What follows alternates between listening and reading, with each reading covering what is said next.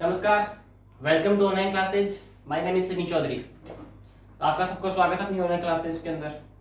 आज lecture number 4 के बारे में अपन चर्चा करेंगे। लेक्चर 3 हो गए थे, 1 और 2 और 3। लेक्चर 3 में अपने चर्चा कर ली थी जो भी टॉपिक थे उनकी, और लेक्चर नंबर 4 पे स्टार्ट करने जा रहा हूं मैं आज। देखो, लेक्चर नंबर 3 में क्या पढ़ा था? लास्ट में डीआरडीओ पढ़ा था अपने। डीआरडीओ के बाद में अपने राज्य दर्शन स्टार्ट कर दिया था। तो राज्य दर्शन तो बाद में होगा भी, बट पहले स्टैटिक के ऊपर चर्चा करेंगे थोड़ी। तो चल रहा क्या था? लेट्स स्टडी को जाके आप लेट्स स्टडी को अपने बहुत बढ़िया प्यार मिल रहा है आपका, बहुत बहुत शानदार। क्या बताऊँ आपको, बहुत अच्छा। सब्सक्राइब ज़्यादा से ज़्यादा करवाओ, व्यू बढ़िया चल रहे हैं, बढ़िया। तो सबसे निवेदन है कि लेट्स स्टडी को जाकर ज्वाइन करवाइएगा। लेट्स स्टडी कर लेके मेरे पास में कमेंट आएगी, सर लेट्स स्टडी यूट्यूब पे नहीं मिल रहा है, लेट्स स्टडी को डालिए। तब आप जिसी को भी नहीं मिल रहा है, मैं लिंक सेंड करवा दूंगा। उस लिंक को खोल करके आप उसको सब्सक्राइब कर लोगे तो फिर ऑटोमेटिक आपके जो यूट्यूब होगा उसकी डेस्कटॉप पर आने लग जाएगी वीडियोस। लेट्स स्टडी के जाके आपको ज्वाइन करो, जल्दी से जल्दी इसको ज्वाइन कीजिएगा। और जितने आप लेक्चर 3 हो गए, तीनों लेक्चरों का आप बेनिफिट लीजिएगा। और आप जितने जो 3 लेक्चर हो चुके हैं इनका रिवीजन कब होगा, कैसे क्या होगा, मैं करवा दूंगा। संडे को जो होगा वो आपको रिवीजन ही आएगा। संडे को क्लास होगी, बट वो होगी रिवीजन की। लास्ट में टॉपिक क्या लिया था? स्टैटिक का डीआरडीओ लिया था। मैंने कुछ कह के कहा था कि डीआरडीओ के बारे में कुछ चर्चाएं जो करूंगा वो वापस आके फिर और करूंगा। कल मैंने ये करके आपको मैं गया था कि डीआरडीओ में फिर से बताऊंगा कि डीआरडीओ है क्या। देखो, अपने को पढ़ना है डीआरडीओ स्टैटिक का जो पार्ट है। इस डीआरडीओ के पार्ट के अंदर आपको समझना है, क्या समझना है कि अपन ने कल पढ़ा था डीआरडीओ के बारे में कि इसकी इन्फॉर्मेशन, कुछ बेसिक जानकारी ली थी डीआरडीओ की। कि डीआरडीओ का जो पूरा नाम है, हिंदी में नाम पढ़ा था, इनकी फुल फॉर्म पढ़ी थी। फुल फॉर्म के बाद में अपने इसके अध्यक्ष पढ़े थे, इसका मुख्यालय कहाँ है ये अपने पढ़ा था यहाँ से। तो जो आपने पढ़ा है उसी को एक बार दोबारा मैं फिर से रिवाइज करवा रहा हूँ, सुन लेना। देखो, डीआरडीओ का जो पूरा नाम है वो है रक्षा अनुसंधान एवं विकास संस्थान। रक्षा अनुसंधान एवं विकास संस्थान। कल जो थंबनेल थी उस पे दर्रे, संयंत्र और राज्य दर्शन आपको यही मिलेंगे। उस पे थंबनेल पे ये मिले थे, बट उसमें आपको डीआरडीओ पढ़ाया गया था थोड़ा सा, तो थंबनेल पे डीआरडीओ नहीं लगा। आज उस पर टॉपिक डीआरडीओ जो है वो हो सकता है डीआरडीओ लगाया जाए, उसमें आज लग जाएगा डीआरडीओ थंबनेल पे। आगे देखो अभी तो रक्षा अनुसंधान एवं विकास संस्थान डीआरडीओ का नाम है। हिंदी में इसकी कहते हैं, इसको इंग्लिश में क्या कहेंगे? Defence research development organisation. Defence research development organisation लिख लेना इसको। पूछे डीआरडीओ की स्थापना कब हुई? क्या स्थापना? स्थापना पूछे डीआरडीओ की, तो स्थापना क्या बताओगे? डीआरडीओ की स्थापना कब हुई थी? 1958। 1958 में डीआरडीओ की स्थापना होती है। यहाँ से आगे चलो, पूछ रहे डीआरडीओ का मुख्यालय कहाँ स्थित है? मुख्यालय आपको मुख्यालय बताना है, दिल्ली में इसका मुख्यालय है। देखो, डीआरडीओ का मुख्यालय कहाँ स्थित है? दिल्ली में बताया इसने आपने सर। स्थापना बताई 1958 में बताया आपने। रक्षा अनुसंधान विकास संस्थान इसका नाम है डीआरडीओ का। अब पूछे सॉरी, इसका अध्यक्ष पूछे आपको। कौन पूछे? अध्यक्ष पूछे। अध्यक्ष कौन है इसके बताओ? सतीश रेड्डी। कौन है? सतीश रेड्डी।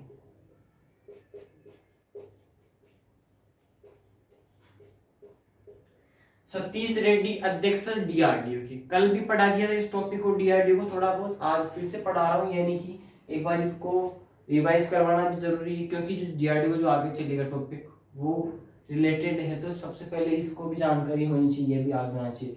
जिसने कल नहीं देखा वो यहाँ देख ले, जिसने नहीं पढ़ गया है वो यहाँ से पढ़ ले। फिर से दोबारा रिविजन हो रहा है। रक्षा अनुसंधान विकास संस्थान जिसका नाम है डीआरडीओ का। डिफेंस रिसर्च डेवलपमेंट ऑर्गेनाइजेशन, स्थापना 1958 में, मुख्यालय दिल्ली में, अध्यक्ष सतीश रेड्डी। आ गया। पूछ ली इसका स्रोत क्या है? इसका स्रोत क्या है? डीआरडीओ का स्रोत क्या है? विज्ञान। क्या है? विज्ञान डीआरडीओ का स्रोत है।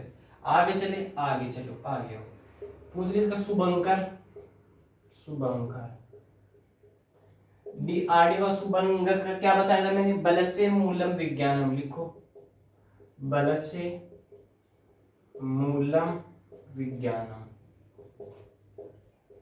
बलस्य मूलम विज्ञानम यहाँ से क्या है, शुभंकर है। शुभंकर किसका है, डीआरडीओ का। अब आपसे क्वेश्चन किस प्रकार पूछेगा आगे वाला वो भी सुनो। हाल ही में किस संस्था का 63वां स्थापना दिवस बनाया गया, वो कौन सी संस्था है, डीआरडीओ। इसको भी नोट करो यहां से, 63वां स्थापना दिवस 2021 में ही बनाया गया था। किसका, डीआरडीओ का 63वां स्थापना दिवस। यहां से इंफॉर्मेशन आपको ये कल बताया था मैंने, फिर से आज दोबारा बताइए। रक्षा अनुसंधान विकास संस्थान, डिफेंस रिसर्च डेवलपमेंट ऑर्गेनाइजेशन, स्थापना 1958, मुख्यालय दिल्ली, अध्यक्ष सतीश रेड्डी, स्रोत विज्ञान, शुभंकर बलस्य मूलम विज्ञानम, और 63वां स्थापना दिवस 2021 में बनाया गया हाल ही में डीआरडीओ का। आगे इसकी चर्चा करते हैं डीआरडीओ की।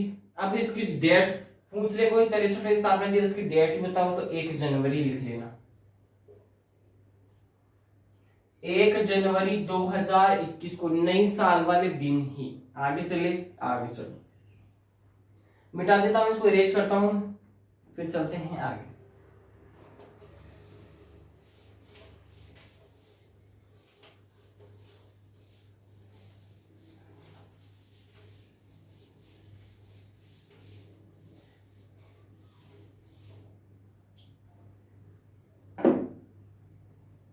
आगे आती है, इसी डीआरडीओ में ही है, आईईएमडीपी।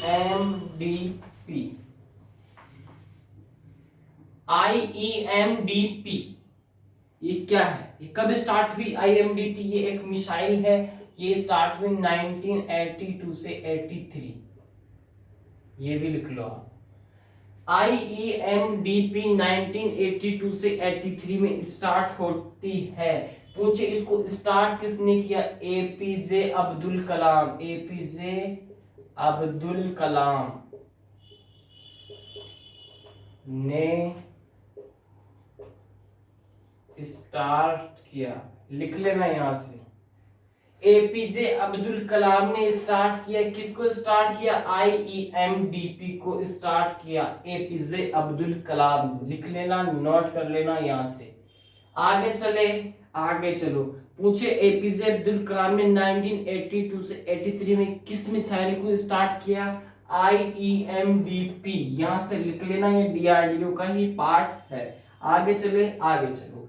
पूछे इसमें कितनी मिसाइलें आती है, इसमें 5 बैलिस्टिक मिसाइलें आती है, बैलिस्टिक मिसाइल, इसमें 5 बैलिस्टिक मिसाइल आती है। 5 बैलिस्टिक मिसाइल किस में आती है पूछ ले तो आईईएमडीपी में आती है। आप यहां से मत गिनने लग जाना 1 2 3 4 5, नहीं, ये नहीं है। 5 बैलिस्टिक मिसाइलें कौन कौन सी वो बता देता हूं, याद करने की जरूरत नहीं, अभी ऑटोमेटिक ही याद हो जाएगी, रटने की जरूरत नहीं। देखो 5 बैलिस्टिक मिसाइलें कौन कौन सी है, उनको ध्यान से सुनना, कौन कौन सी है वो बता रहा हूं। 5 बैलिस्टिक मिसाइलें कौन कौन सी सुनना।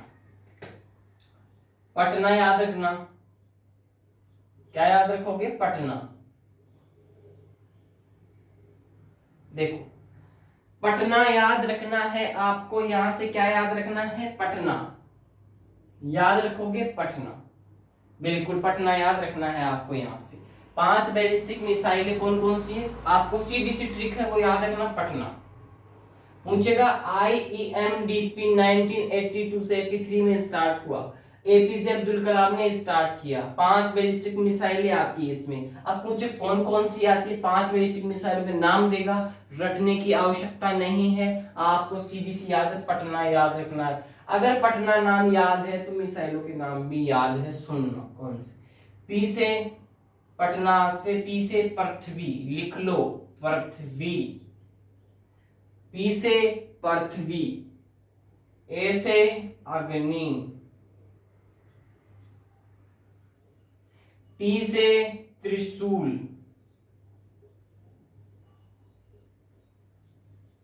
एन से नाग, एन से नाग, ए से आकाश, यहां पे अग्नि मत कर देना, वापस सुन लेना, यहां पे करोगी आकाश।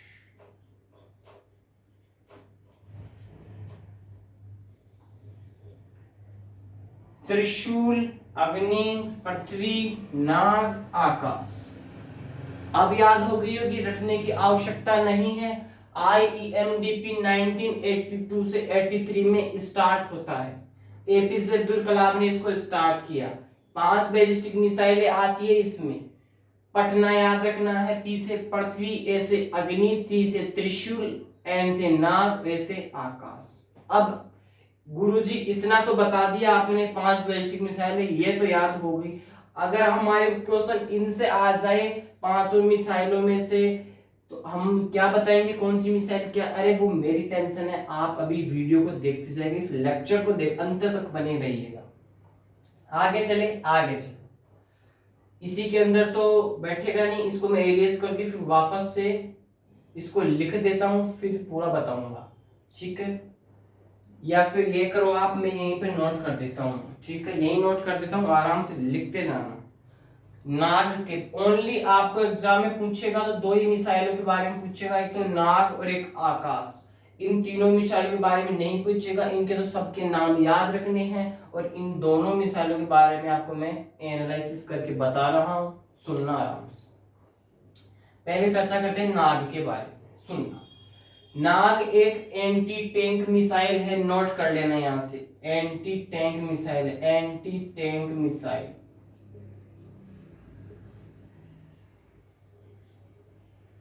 पूछे एंटी टैंक मिसाइल कौन सी है, वो कौन सी है? नाग है। एंटी टैंक मिसाइल कौन सी है? नाग है। पूछे नाग एक हेलीकॉप्टर वर्जन भी है, एक हेलीकॉप्टर वर्जन। कौन है? हेलीकॉप्टर वर्जन, हेलीकॉप्टर भी कहते हैं इसको, यानी कि ये हेलीकॉप्टर की जैसे होती है, यानी कि इसमें मिसाइलें वगैरह काम में ली जाती है, हेलीकॉप्टर।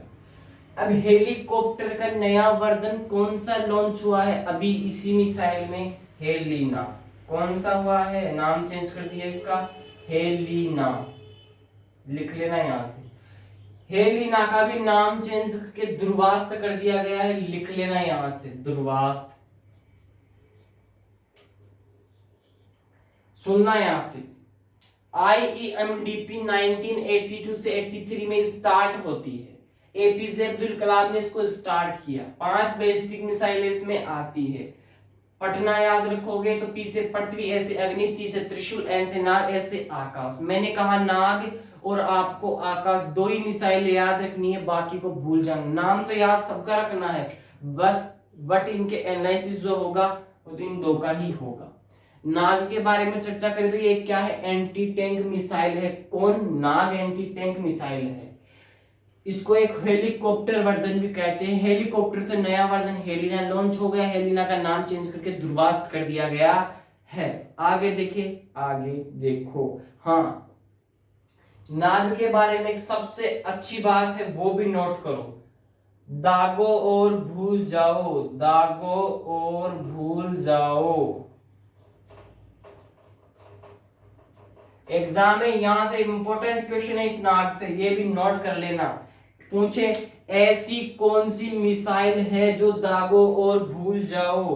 कौन सी मिसाइल है? नाग है। दागो और भूल जाओ, ऐसी कौन सी मिसाइल है? नाग है।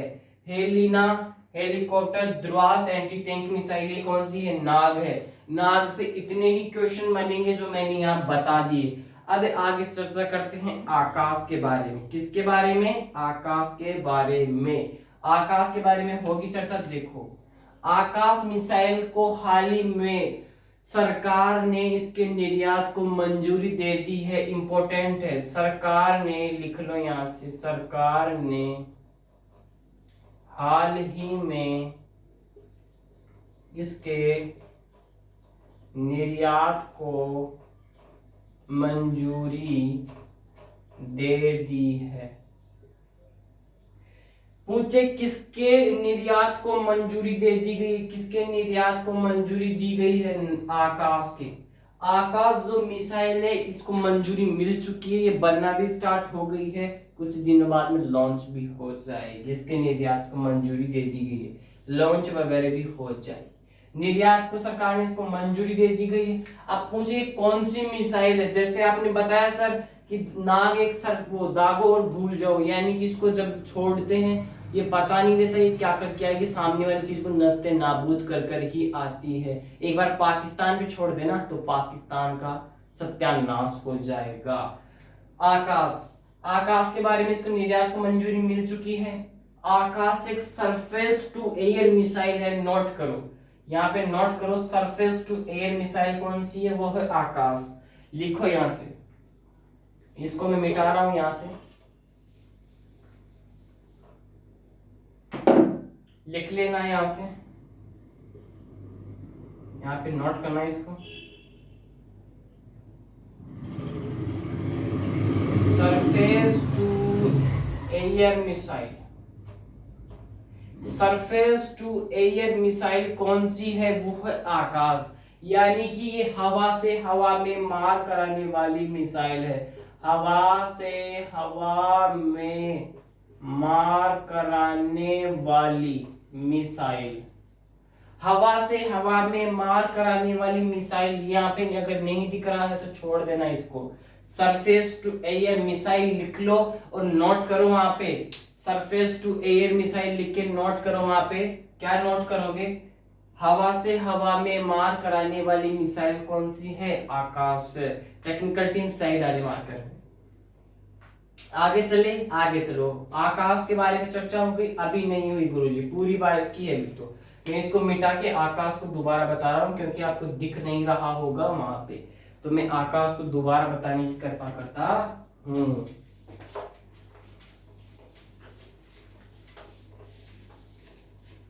टाइम कुछ भी नहीं हुआ अभी, बने रहिएगा अंत तक, आपको बहुत कुछ मिलेगा क्लास। अभी आप ये कमेंट मत करना सर आप काफी स्लो चल रहे हो, देखो मैं 0 से स्टार्ट कर रहा हूँ, आपको 100 तक छोड़ के आऊंगा, ये मेरी गारंटी है, बट आप बने रहिएगा मेरे साथ में, इस वीडियो के अंत तक बने रहिए। आज हो सके तो डीआरडीओ को समाप्त कर देंगे, क्योंकि समाप्त तो हो जाता है, टॉपिक लंबा है मैंने कहा था, बट आपको आगे राज्य दर्शन भी पढ़ना है, तो आपको इसको छोड़ना भी पड़ सकता है पीछे। आगे देखें, आगे देखें, चर्चा करेंगे आकाश, लिख लो यहां से आकाश, और आकाश के बारे में चर्चा करते हैं शानदार वाली, और लिखना प्रारंभ करो और लिखो आकाश के बारे में। सरफेस टू एयर मिसाइल कौन सी है, सरफेस टू एयर मिसाइल है आकाश। हवा से हवा में मार कराने वाली मिसाइल भी कौन सी है, वही सरफेस टू एयर बोलोगे तो उसे हवा से हवा में मार कराने वाली बोल सकते हो, सरफेस टू एयर मिसाइल लिख लो यहां से, हवा से हवा में मार कराने वाली, हवा से हवा में मार कराने वाली मिसाइल कौन सी है, वो है आकाश। पूछ ले इसकी रेंज कितनी है, इसकी रेंज है 25 किलोमीटर, ये 25 किलोमीटर के एरिया को, दायरे को ये अपने अंडर में ले सकती है, यानी कि 25 किलो, एक बार अगर इसको छोड़ देना तो ये 25 के आसपास का जो 25 किलोमीटर का जो एरिया होगा उसको नस्ते नाबूद कर कर ही आएगी। और इसके अभी हाल ही में इसके निर्यात को मंजूरी भी मिल चुकी है, निर्यात को मंजूरी मिली,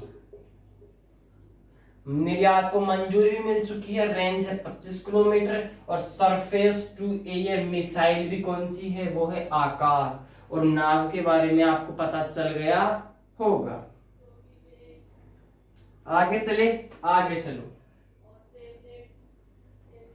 पटना याद रखना है आपको 5 बैलिस्टिक मिसाइलों के लिए, पृथ्वी, आकाश, अग्नि, त्रिशूल और नाग। आकाश बिल्कुल। आगे चले, आगे चलो, आगे आती है मार्सम, आगे कौन सी मिसाइल आती है, मार्सम। चर्चा करते हैं मार्सम के बारे में, ये भी इंपॉर्टेंट है।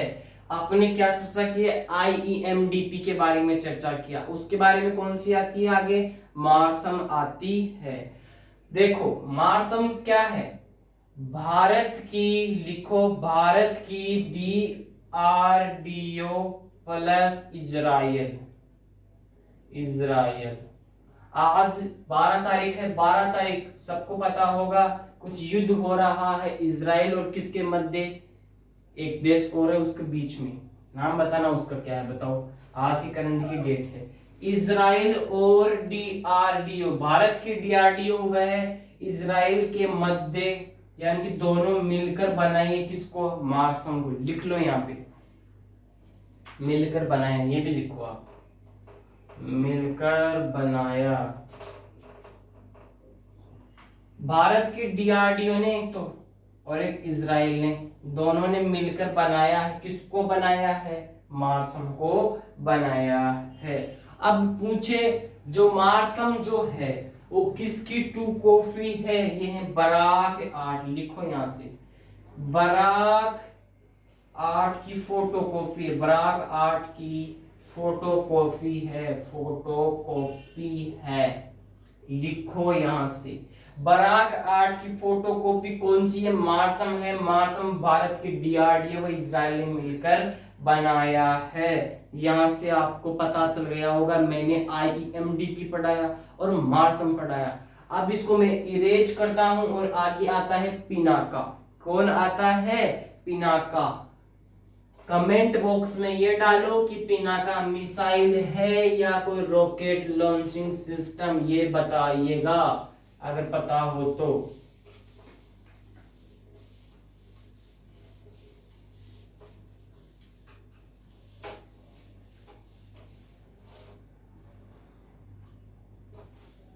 बिल्कुल रिवीजन भी मिलेगा, इस क्लास का रिवीजन भी मिलेगा। हो सकता है रिवीजन आज ही आपको अपलोड करवा दिया जाए।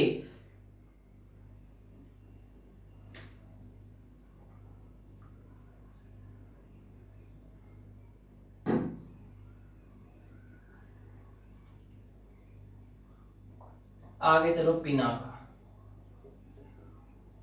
पिनाका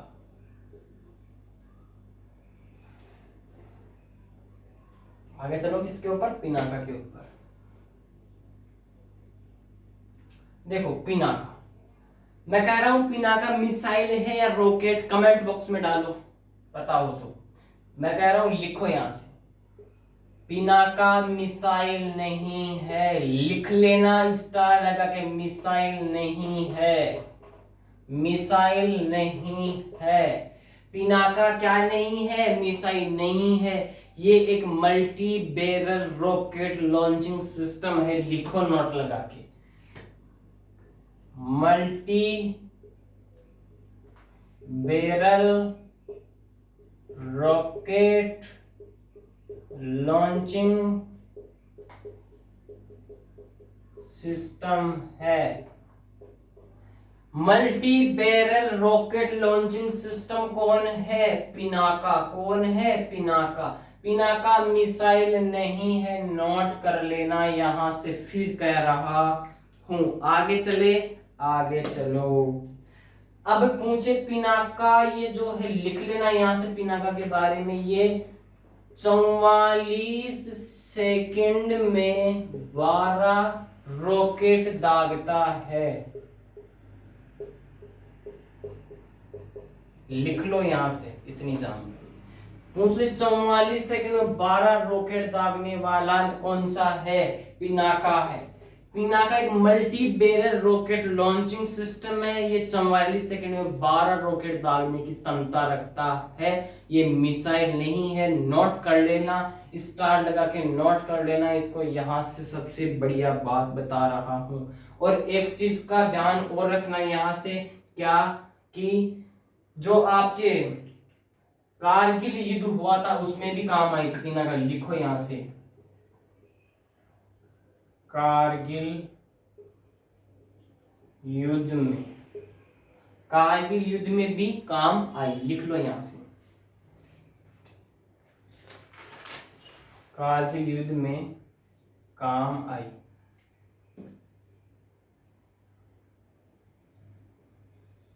कौन काम आई कारगिल युद्ध में? पिनाका काम आई। कौन काम आई? पिनाका। अब पूछे कारगिल युद्ध कब हुआ, ये पूछ सकता है। तो कारगिल युद्ध कब हुआ? 1999 में। लिखो यहां से, ये भी जानकारी लो। 1999 कब हुआ कारगिल युद्ध? 1999 में कारगिल युद्ध होता है। कौन होता है? कारगिल युद्ध होता है 1999 में, यानी कि 1999 का मतलब है 1999। क्या है? 1999। कारगिल युद्ध 1999 में हुआ। पिनाका एक मिसाइल नहीं है, multi barrel rocket launching system है। 44 सेकंड में 12 रॉकेट दागने की क्षमता रखता है, मिसाइल नहीं है। पिनाका से इतनी ही जानकारी लेनी है। आगे पॉइंट लगाओ वरुणास्त्र, पॉइंट लगाओ वरुणास्त्र।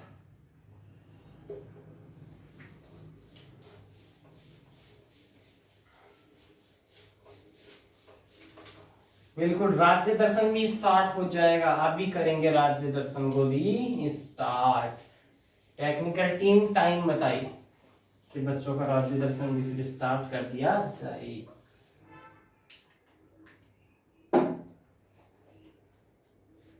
देखो वरुणास्त्र लगाओ, वरुणास्त्र।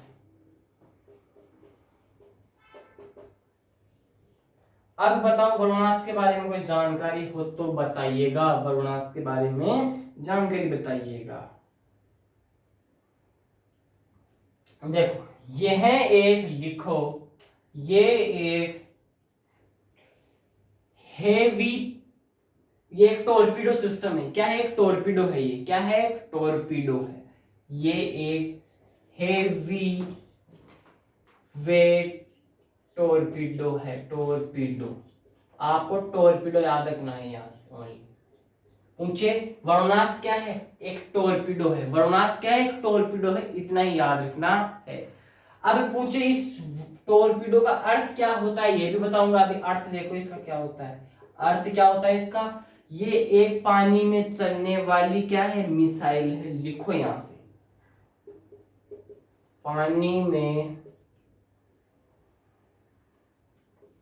चलने वाली मिसाइल। लिखो यहां से मिसाइल।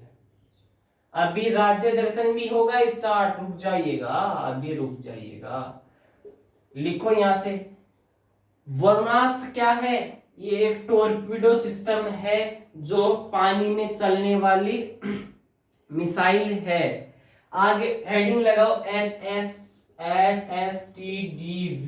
आगे HSTDV hypersonic technology vehicle system. लिखो डेमो व्हीकल जो भी है, लिखो हाइपरसोनिक टेक्नोलॉजी, लिखो डेमो व्हीकल। लिख लो यहां से, मैं भी लिख देता हूं। हाइपरसोनिक टेक्नोलॉजी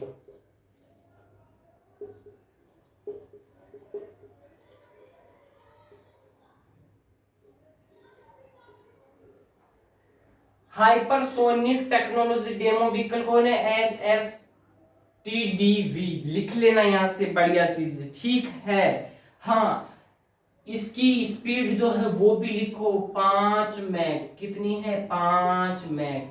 जिसकी स्पीड 5 मैक उसको क्या कहते हैं बताइएगा? हाइपरसोनिक। क्या कहते हैं? हाइपरसोनिक। हाइपरसोनिक मिसाइल कौन सी है? HSTDV hypersonic. यहीं पे ही नाम आ रहा है, यहीं पे देख लो। Technology demo vehicle. 5 मैक की स्पीड जिसकी भी हो वो कौन होता है? हाइपरसोनिक होता है। 5 मैक स्पीड, 5 मैक से प्लस ही मानो आप, ज्यादा ही होती है स्पीड। जिसकी 5 मैक स्पीड ज्यादा हो वो हाइपरसोनिक होता है, हाइपरसोनिक मिसाइल है। आगे चलो, आगे आती ध्रुवास्त्र। अब किसी को पता हो तो ध्रुवास्त्र, अभी आपने पीछे पढ़ के आओ, आप नाग पढ़ के आए हो, वो पूरा डिटेल यहां होगी। देखो नाग जो मिसाइल है उसका ही वर्जन ये है। हेलीकॉप्टर, हेलिना और ध्रुवास्त्र वही वर्जन आ गया। तो इसको आप यहीं से नोट कर ले। बिल्कुल मैं यहाँ से इसका नहीं लिख रहा हूँ, ये नाग वाली ही आ रही है। इसका बोले थे ना अपने हेलीकॉप्टर, हेलीकॉप्टर से फिर ये वर्जन न्यू लॉन्च हुआ था, न्यू वर्जन बोले थे हेलिना, हेलिना से लॉन्च हो के आया था ध्रुवास्त्र, वो वाली पीछे पढ़ा के आ गया हूँ मैं, ध्रुवास्त्र को पीछे पढ़ा दिया है, लिख लेना, पीछे पढ़ा दिया, वीडियो को थोड़ा बैक करके देख लीजिएगा। दोबारा समझा रहा हूँ, वरुणास्त्र और एसएसडी को समझना। वरुणास्त्र एक टोरपीडो है, यानी कि टोरपीडो यानी कि पानी में चलने वाली मिसाइल है, टोरपीडो सिस्टम है एक तरह का ही। आगे चलो, एचएसटीडीवी है hypersonic technology demo vehicle system है ये, बिल्कुल सर सही है। जिसकी स्पीड 5 मैक से ज्यादा हो वो कौन होता है? हाइपरसोनिक होता है, बिल्कुल गुरुजी होता है, हाइपरसोनिक भी होता है। नाग जो ध्रुवास्त्र है वो मैंने पीछे बता ही दिया। अब आगे चले, आगे चलो, आगे आता है मारीच। कौन आता है? मारीच। ये टोरपीडो को गुमराह करता है। कौन कौन करता है? अभी बताया कौन करता है? मारीच। इस मारीच के बाद में अपन स्टार्ट करेंगे राज्य दर्शन।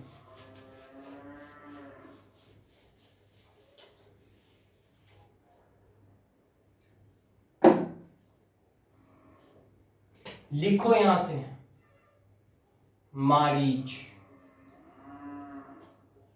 क्या होगा? मारीच। लिखो मारीच को। यह है एक गुमराह करने वाला सिस्टम है। अब पूछे किसको गुमराह करेगा? टोरपीडो। लिख ले लो, यहां से लिख लो, टोरपीडो को गुमराह करने वाला सिस्टम है। टोरपीडो को गुमराह करने वाला सिस्टम कौन सा है बताइएगा? वो कौन है? मारीच है। कौन है? मारीच। टोरपीडो को गुमराह करने वाला, यह है टोरपीडो, इसको गुमराह करने वाला सिस्टम कौन सा है? वो है मारीच। नोट कर लेना यहां से बढ़िया तरीके से। आगे आता रुद्रम। अब रुद्रम पढ़ा होगा किसी ने, तो पढ़ा ही होगा जो इस वीडियो को देख रहे हैं, पीछे कई बार पढ़े भी होंगे, लेकिन उसमें और यहाँ पे रात दिन का अंतर है।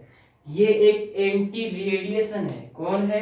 एंटी रेडिएशन है। आप आगे कोई पूछेगा ये मिसाइल है या रॉकेट है? भैया ये मिसाइल है, रॉकेट नहीं है। रॉकेट तो केवल पिनाका ही है। ये क्या है बताया मैंने? Anti radiation missile. लिख लो, एंटी रेडिएशन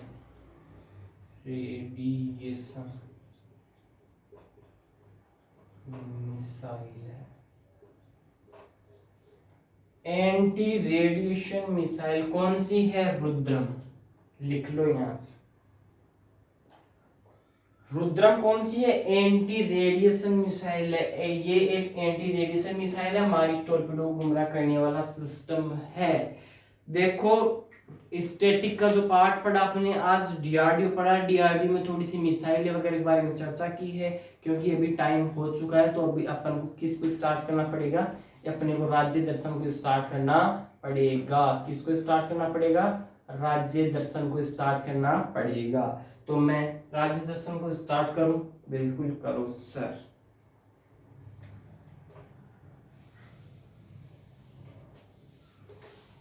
देखो धीरे तो नहीं चल रहा मैं, इतना तो धीरे भी नहीं हूं, क्योंकि जैसे जीरो से स्टार्ट कर रही है तो थोड़ा टाइम तो लगेगा, 4-5 दिन तो और भी लगेंगे थोड़ा सा बेसिक और करने में। इसके बारे में आपको जैसे कभी भी क्वेश्चन हो, मुख्यालय का हो, सीओ का हो, संयंत्र का हो, दर्रों का हो, डीआरडीओ से यानी मिसाइलों का क्वेश्चन हो, और कल स्टेडियम पढ़ा दूंगे, स्टेडियम से क्वेश्चन हो, कल नृत्य वगैरह पढ़ा दीजिए, नृत्य वगैरह जैसे राज्य दस में आते नृत्य तो वहाँ जाएंगे, लेकिन वहाँ भी और करवा दूंगा। तो ये मोटी मोटी जो चीजें हैं ना, ये तो आपके पकड़ में आ गई ना, 8-10 चीजें, तो कोई क्वेश्चन इन 8-10 चीजों से ही करता है। आज के लिए इतना ही पता रहता है लोगों को, बाकी ज्यादा कुछ पता नहीं रहता। तो इसके बारे में आगे चर्चा करते हैं। चलो स्वागत अपन राज्य दर्शन में। अपन चल रहे थे असम राज्य के, भ्रमण कर रहे थे, गाड़ी में सब बैठे हुए हैं। कल अपन कहाँ रुके थे? सबने खाना वाना खा लिया होगा। अब स्टार्ट करते हैं असम को वापस से। राज्य दर्शन, राज्य दर्शन, देखो राज्य दर्शन, असम राज्य के बारे में चर्चा कर रहे थे कल को। कल दोबारा में एक बार उसी जो साम्राज्य हैं इसके बारे में थोड़ी सी आपको रिवीजन करवा रहा हूं, सुनना। असम एकमात्र ऐसा राज्य है जिसकी सीमा 6 उत्तरी पूर्वी राज्यों से लगती है। वो कौन सा है? असम है। 6 उत्तरी पूर्वी से राज्यों से लगती है, 6 उत्तरी पूर्वी राज्यों से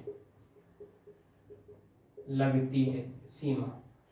किसकी लगती है? असम की लगती है। अब मैं ज्यादा तो लिखा के पढ़ाऊंगा नहीं जैसे डीआरडीओ को पढ़ाया, क्योंकि टाइम कम है तो इसको आगे भी पढ़ाना है, आज इसको समाप्त भी करना है असम को। 6 उत्तरी पूर्वी राज्य से सीमा किसकी लगती है? असम की लगती है। बांग्लादेश को 2 बार स्पर्श कौन करता है? असम करता है। सुन लिया। आधुनिक असम के संस्थापक कौन है? गोपीनाथ बारदुलाई, जो भारत रत्न से सम्मानित किए जा चुके हैं। असम के पहले सीएम भी कौन है? गोपीनाथ बारदुलाई। अब आगे आता सैयद अनवरा तैमूर। असम की पहली महिला मुख्यमंत्री कौन है? सैयद अनवरा तैमूर, जिनका हाल ही में निधन हो चुका है। ये आपने कल पढ़ा लिया था। और एक चीज और पढ़ाई थी, स्टार मैंने पॉइंट लिखा था कि इसको डिब्बे में बंद कर लेगा। सिक्किम 7 सिस्टर में शामिल नहीं है, असम मत कर देना, ये लिखाया था। फिर मैंने लास्ट हेडिंग लग गया था असम की राज व्यवस्था। ये लगा के गया था या नहीं लगा के गया था, उसके बारे में चर्चा करते हैं आगे। देखो असम की राज व्यवस्था पढ़ते हैं, लिखो यहां से असम की राज व्यवस्था। देखो मैं साथ साथ रिवीजन भी करवाता जा रहा हूं। आप सोच रहे हो मुख्यालय, दर्रे, संयंत्र और सीओ जो पढ़ाई उनका रिवीजन कब होगा? आपको 10 मिनट की क्लास मिलेगी, रैपिड रिवीजन की रिकॉर्डेड मिलेगी। वो हो सकता है आज शाम तक मिल जाए, नहीं तो संडे को मिलेगी, बीच में नहीं मिलेगी। आज शाम तक या फिर संडे को उसको अपलोड करवा दी जाएगी। यानी कि 8 से 10 मिनट की क्लास होगी। जो पढ़ा दिया उसका रिवीजन हुआ होगा उसको देख लीजिएगा आराम से। यानी कि असम की राज व्यवस्था स्टार्ट करता हूं, सबसे पहले आती है राजधानी। कौन आती है? राजधानी। असम की राजधानी कौन है? दिसपुर है। ये पढ़ चुके हैं अपन पीछे। असम की राजधानी कौन है? दिसपुर है। अब लिखो असम के मुख्यमंत्री। यहां आपको थोड़ी सी दिक्कत वाली बात है, यहाँ पे सर्बानंद सोनोवाल मत लिख लेना। सर्बानंद सोनोवाल नहीं है, ये केवल 10 तारीख तक ही थे। 11 तारीख को न्यू अपडेट आ चुकी है। कल की करंट की डेट पढ़ी होगी, करंट अफेयर्स की क्लास लेते होंगे, जहां से भी पढ़े होंगे। सर्बानंद सोनोवाल हट चुके हैं, हिम्मत सिंह शेरपा आ चुके हैं। हिम्मत बिस्वा शेरपा लिख लो, हिम्मत बिस्वा शेरपा। हिम्मत बिस्वा शेरपा असम के मुख्यमंत्री है वर्तमान में, लिख लेना इसको, वर्तमान मुख्यमंत्री है ये। वर्तमान में मुख्यमंत्री हिम्मत बिस्वा शेरपा है। कहां के? असम के। राजधानी असम की दिसपुर है। आगे आओ, आगे चर्चा करते हैं। पूछे असम में राज्य सभा सीटें कितनी है? कोई बताएगा? राज्यसभा सीटें कितनी है बताइएगा। राज्यसभा सीटें हैं 7। कितनी है? 7। आगे लिखो, राज्यसभा बता दिया, लोकसभा भी बताइएगा। लोकसभा सीटें है 14, लिख लेना। असम में लोकसभा सीट 14, राज्यसभा सीटें हैं 7। इसकी डबल कर दिया है यहाँ पे, ये याद रख लेना, नहीं याद हो तो। आगे आओ, आगे आओ। आगे आती है विधानसभा सीट। कौन आती है? विधानसभा सीट। विधानसभा सीट असम में वर्तमान में कितनी विधानसभा सीट है? 126 विधानसभा सीटें। कितनी है? 126 विधानसभा सीटें हैं। आप कह रहे हो गुरुजी पॉलिटिकल से बताने लगे, मैंने कुछ वादा किया था कि मैं जब राज्य दर्शन पढ़ाऊंगा हिस्ट्री, पॉलिटिकल, ज्योग्राफी से और हिस्ट्री से रिलेटेड क्वेश्चन होंगे राज्य दर्शन में। ये तो है नहीं कि राज्य में घुमाकर फ्री कर दूंगा, तो उसको पूरा एनालिसिस करके आएंगे अपन। तो यहाँ से क्लास बहुत इंपॉर्टेंट क्लास है, लेना स्टार्ट कर दो इसको। असम के बारे में, दिसपुर इसकी राजधानी है, वर्तमान मुख्यमंत्री हिम्मत बिस्वा शेरपा है। राज्यसभा सीटें कितनी है? 7 है। लोकसभा सीटें हैं 14 और विधानसभा सीटें 126। पूछे इसका निर्माण कब हुआ? इसका निर्माण, किसका निर्माण? असम का निर्माण पूछे आपको, निर्माण पूछे आपको, निर्माण पूछे, निर्माण 26 जनवरी 1950 लिख लेना, डेट बहुत इंपॉर्टेंट है, 26 जनवरी 1950। आगे क्या आएगा? 26 जनवरी 1950। आगे पूछे, कमेंट बॉक्स में डालो, असम का हाई कोर्ट कहाँ है? उच्च न्यायालय, उच्च न्यायालय, हाई कोर्ट, उच्च न्यायालय। असम का उच्च न्यायालय कहाँ स्थापित है? बताइएगा, असम का उच्च न्यायालय कहाँ स्थापित किया हुआ है? ये कमेंट बॉक्स में डालो।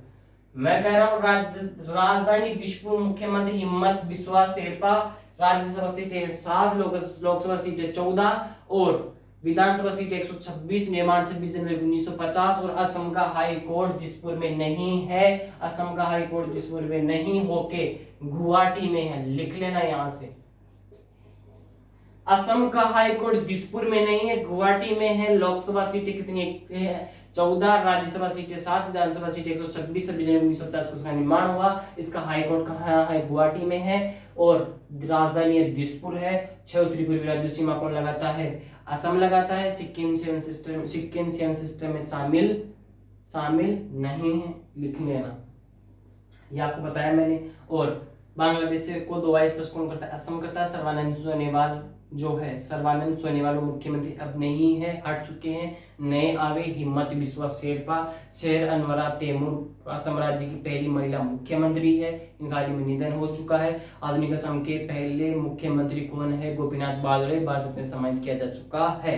जो मैंने बताया असम के बारे में, मैंने पूरा रिवीजन एक बार वापस से करवा दिया है। अब आगे चलते हैं राज्य पक्षी और राज्य पशु।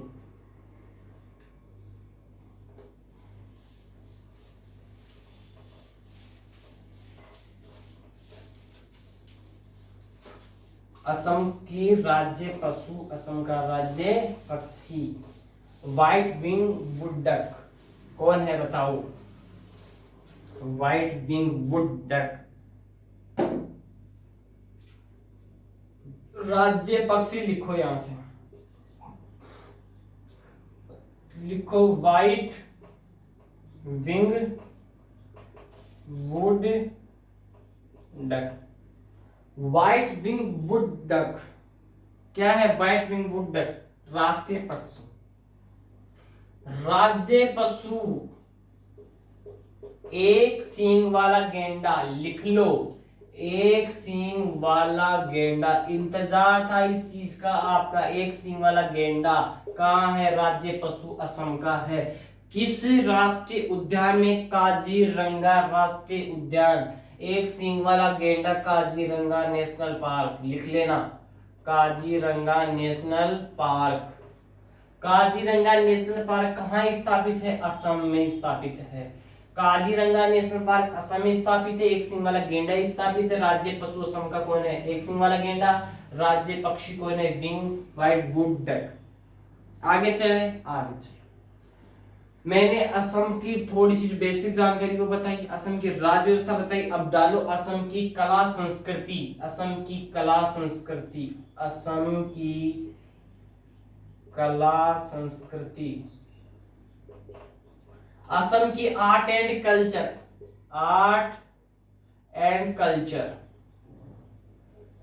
असम की आर्ट एंड कल्चर के बारे में चर्चा करते, राज्य व्यवस्था के बारे में चर्चा कर लिए। अब आती है उसकी आर्ट एंड कल्चर, असम की असम की कला संस्कृति। देखो असम की कला संस्कृति में कौन आएगा? सबसे पहले आएगा मंदिरों के बारे में चर्चा करते हैं। कामाख्या माता, कामाख्या माता का मंदिर, कामाख्या माता का मंदिर कहाँ स्थापित है? वो है असम। कहाँ स्थापित है कामाख्या माता का मंदिर? असम। असम में स्थापित है, लेकिन असम में कहाँ पे? दिसपुर में। यह भी लिख लेना, दिसपुर। दिसपुर में 7 किलोमीटर, ठीक है। दिसपुर में 7 किलोमीटर है कामाख्या माता का मेला। कामाख्या माता के मंदिर में किसकी पूजा होती है? मानव के योनि की पूजा होती है। मानव के योनि की पूजा होती।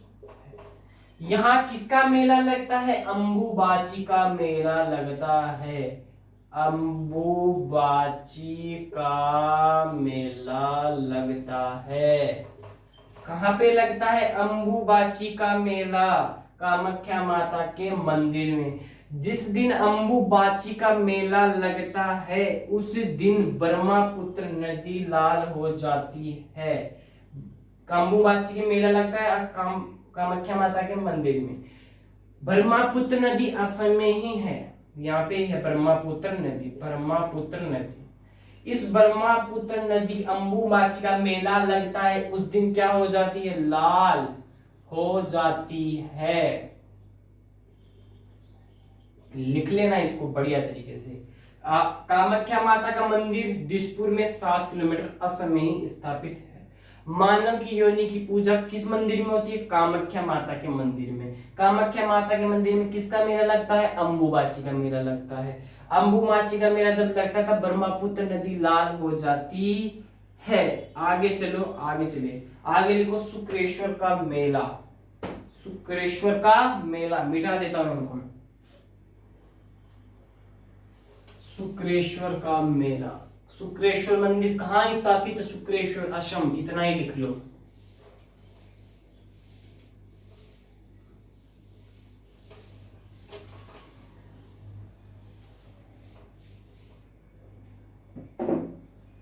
शुक्रेश्वर मंदिर लिखो आप। शुक्रेश्वर मंदिर, शुक्रेश्वर मंदिर। शुक्रेश्वर मंदिर कहाँ स्थापित है? शुक्रेश्वर मंदिर असम। लिख लो यहां से असम। शुक्रेश्वर मंदिर असम में स्थापित है। शुक्रेश्वर मंदिर असम में स्थापित है। कामाख्या माता का मंदिर दिसपुर में 7 किलोमीटर है। अंबुबाची का मेला इसमें लगता है। आगे आओ। शंकर देव किसका है? शंकर देव। अंकिया नाट, ये चीजें पढ़ी है या नहीं पढ़ी? कभी पढ़ी होगी, बिल्कुल। शंकर देव असम में ही शंकर देव का। अंकिया नाट, वो भी अंकिया नाट भी असम में। लिख लो, इतना ही लिखना है यहाँ से। पूछिए अंकिया नाट असम, शंकर देव असम, शुक्रेश्वर मंदिर असम, कामाख्या माता का मंदिर असम दिसपुर में।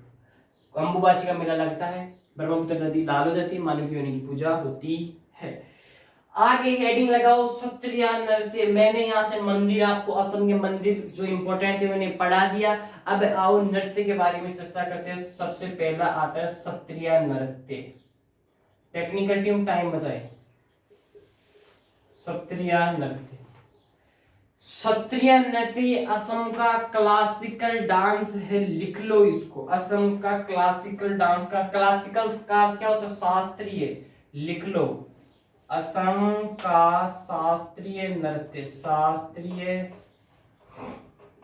नृत्य, असम का क्लासिकल डांस भी बोल सकते हो। क्लासिकल का अर्थ ही क्या होता है? शास्त्रीय होता है। असम का शास्त्रीय नृत्य कौन सा है? सत्रिया है। लिख लेना नोट करके, असम का शास्त्रीय नृत्य कौन सा है? कौन सा है? सत्रिया है। आगे चले, आगे चलो। सबसे नवीनतम भी यही है, ये भी लिखो यहां से।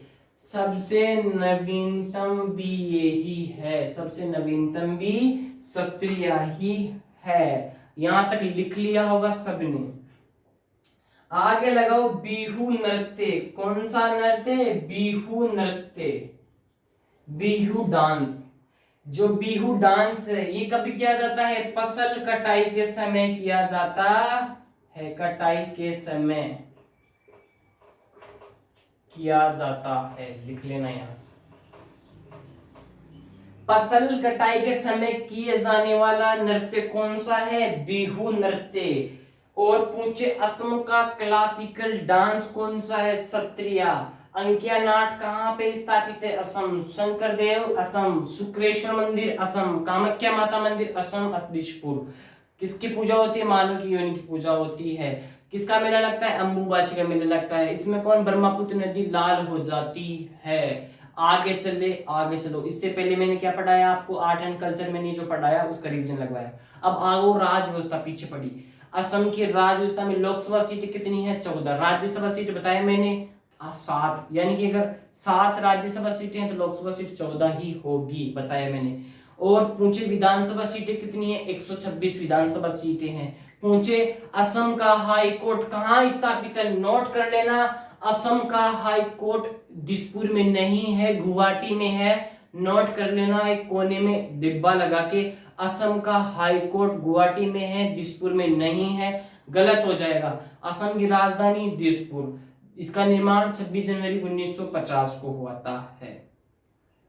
इतनी जानकारी पीछे पड़ी। 6 उत्तरी पूर्वी राज्य सीमा किसकी लगती है? असम की लगती है। बांग्लादेश को 2 बार स्पर्श कौन करता है? असम करता है।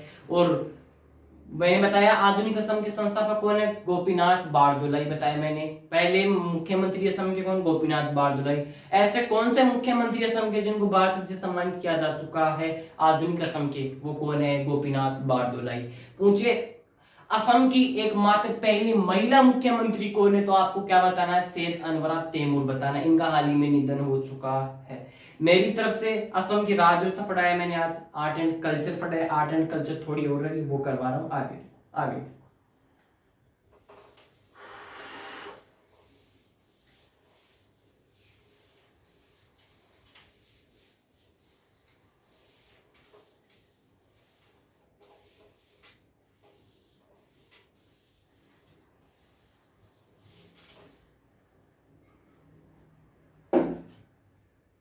आगे चलो। आगे कौन सा डांस है? बगरुम्बा डांस, लिख लो यहां से। बगरुम्बा, बगरुम्बा, बगरुम्बा डांस। बगरुम्बा डांस कहाँ का है? ये कहाँ का है? असम का ही है, ठीक है, लिख लो यहां से। बगरुम्बा डांस असम। मैं पानी पी लाता हूं इतनी देर।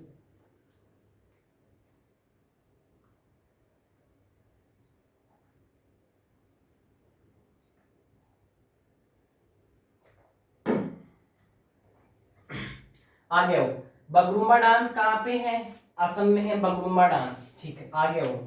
बोडो जनजाति, बोडो जनजाति, बोडो जनजाति। पूछ रहे बोडो जनजाति कहाँ निवास करती है? बोडोलैंड में निवास करती है। बोडो जनजाति कहाँ निवास करती है? बोडोलैंड में। बोडो जनजाति बोडोलैंड में निवास करती है। और एक नोट करके पॉइंट लगाओ यहां से और लिखना प्रारंभ करो। ऐसा कौन असम से अलग होकर अपना एक नया राज्य बनाने की मांग कौन कर रहा है? वो भी बोडोलैंड ही कर रहा है, लिख लो। असम से अलग होकर नए राज्य की मांग कर रहा है कौन? बोडोलैंड, बोडोलैंड। असम से अलग होकर नए राज्य की मांग कर रहा है कौन? बोडोलैंड मांग कर रहा है। बोडो जनजाति कहाँ निवास करती है? बोडो जनजाति कहाँ निवास करती है? बोडोलैंड में ही निवास करती है। नए राज्य की मांग कर रहा है, बिल्कुल नए राज्य की मांग कौन कर रहा है? ये कर रहा है बोडोलैंड। बोडो जनजाति यही निवास करती है। आगे चले, आगे चल, लिख लो, एक और लिख लो, यानी कि इसके नृत्य को पूरा करा दो। लिखो आगे। Bhortal dance, Bhortal dance. पूछ ले भोरताल डांस ये किस पे किया जाता है? ये एक फास्ट, लिखो, एक फास्ट बीट पे किया जाता है ये dance. Fast beat. Bhortal dance fast beat पे किया जाता है। और ये असम का ही डांस है ये भी, ठीक है। असम का ही डांस है, फास्ट बीट पे किया जाता है, बिल्कुल। भोरपेट डांस, इससे ही आएगा बोडो, बोडो जनजाति। हाँ बोडो जनजाति, बोडो जनजाति के द्वारा किया जाता है, बोडो जनजाति।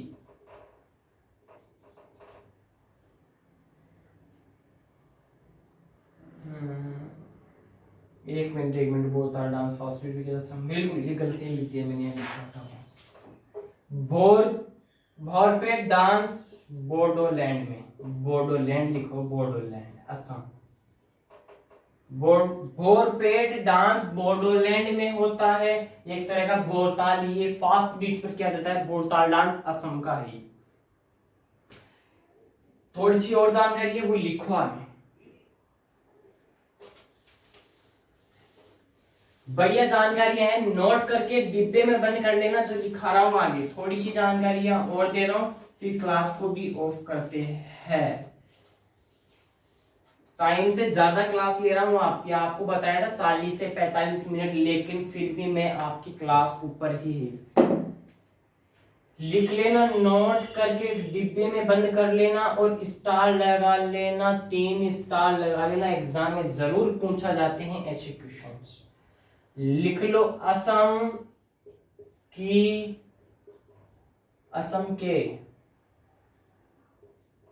साहित्य को क्या कहते हैं बताओ?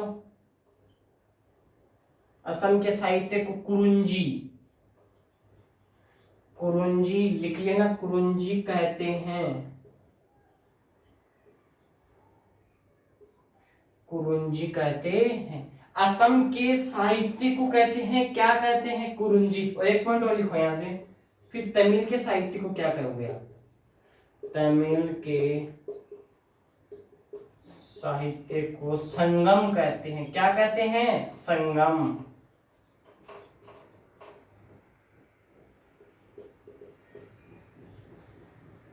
तमिल के साहित्य को तो क्या कहेंगे? तमिल के साहित्य को क्या कहेंगे? संगम।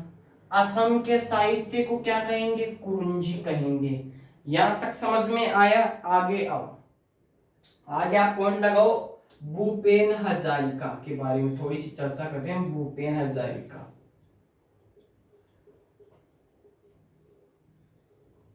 देखो भूपेन हजारिका इंपॉर्टेंट है, लगा लेना स्टार। भूपेन हजारिका, इनका संबंध कहां से है? असम से ही है।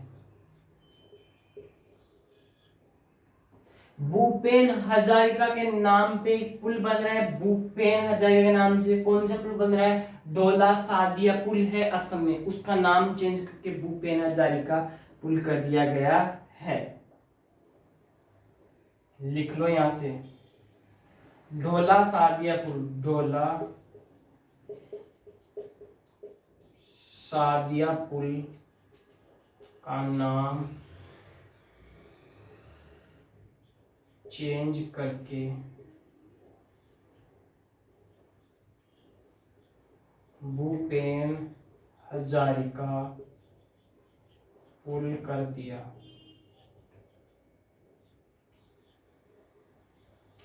भूपेन हजारिका पुल किसका नाम कर दिया गया है? ढोला सादिया पुल का नाम चेंज करके क्या कर दिया गया है? भूपेन हजारिका पुल। भूपेन हजारिका पुल किस नाम पे है? भूपेन हजारिका के नाम पे है, असम की है। भूपेन हजारिका को 2019 में भारत रत्न मिल चुका है, लिख लेना यहां से। 2019 में भारत रत्न से सम्मानित। 2019 में भारत रत्न से सम्मानित कौन? भूपेन हजारिका। ढोला सादिया पुल का नाम चेंज करके क्या कर दिया गया है? क्या कर दिया गया है? भूपेन हजारिका पुल। आगे चले, आगे चलो। हाँ, इनका एक सॉन्ग भी है, लिख लो यहां से। भूपेन हजारिका का एक सॉन्ग भी है, इस सॉन्ग का नाम क्या है? पूछ सकता है। भूपेन हजारिका का सॉन्ग का नाम उसमें देख सकता है, मेरा दिल हुम करे, लिख लो इसको। मेरा दिल हुम करे। मेरा दिल हुम करे, ये किसका सॉन्ग है? भूपेन हजारिका का। 2019 में भारत रत्न से सम्मानित कौन? भूपेन हजारिका। डोला सादिया पुल का नाम चेंज करके भूपेन हजारिका पुल कर दिया गया है। बिल्कुल। और पूछे अगर भूपेन हजारिका ये पुरुष है या महिला, सबसे इंपॉर्टेंट बात है, तो सब महिला समझ रहे होंगे, लेकिन नोट कर लेना, भूपेन हजारिका ये पुरुष है मेरे दोस्तों। कौन है? पुरुष है। भूपेन हजारिका पुरुष है, महिला नहीं है। आगे देखो, टाइम हो चुका है। अब कल अपन चर्चा, आज क्या, राज्य व्यवस्था पढ़ लिया, आर्ट एंड कल्चर पढ़ लिया, भूपेन हजारिका पढ़ लिया, पीछे जो पढ़ा था उसको रिवीजन कर लिया। अब कल स्टार्ट होगा असम का इतिहास। असम का इतिहास। और कल इस असम राज्य को अपन असम से बाहर चले जाएंगे, असम को पूरा घूम लेंगे, कल समाप्त कर देंगे इसको। असम कल समाप्त हो जाएगा। तो आज की क्लास में यही ऑफ करता हूं, असम का इतिहास। अगली क्लास में चर्चा करेंगे, नेक्स्ट लेक्चर नंबर 5 में चर्चा करेंगे असम का इतिहास। इसी क्लास को मैं यही ऑफ करता हूं, लगातार बने रहेगा, लाइक शेयर करते रहेगा ज्यादा से ज्यादा। इसी क्लास को यही ऑफ करता हूं। Bye bye, have a nice day, जय हिंद, जय भारत।